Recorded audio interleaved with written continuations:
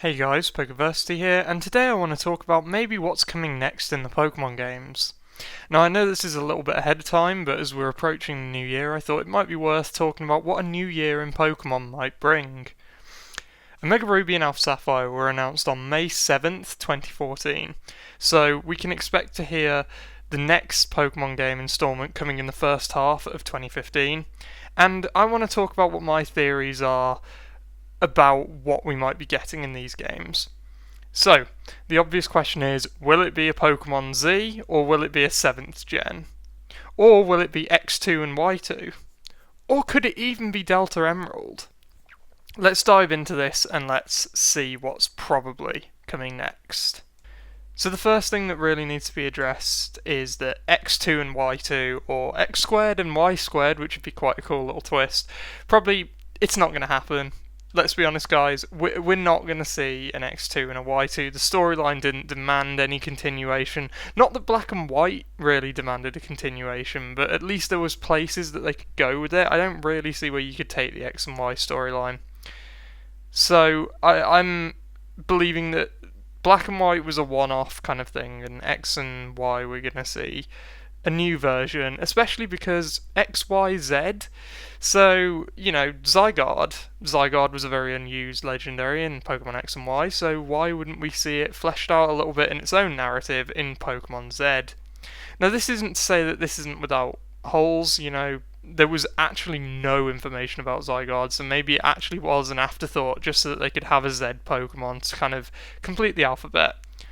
Who really knows? All I'm saying is I think there's more potential for a Zygarde storyline than there is for another Xerneas and Yveltal storyline. So the next thing to talk about is Delta Emerald and will it happen? I'm pretty sure we won't see it. The Delta episode at the end of Omega Ruby and Alpha Sapphire pretty much encompasses everything that Emerald added.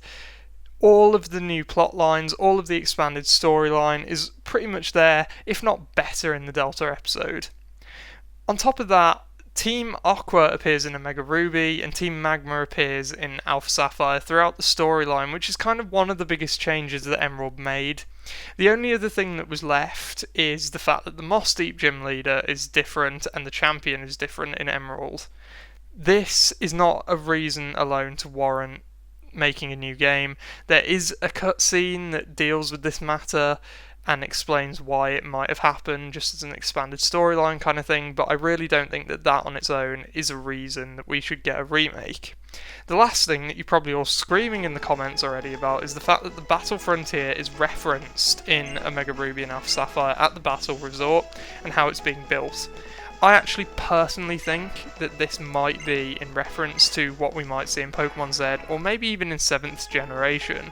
I do not believe we'll be getting a Delta Emerald. I wouldn't put it past a marketing team to say that we should, because they feel like they could make extra money for very little effort, because all they had to do is just re-release the same game with a few minor storyline changes. But I really don't think we're going to see too much of a difference.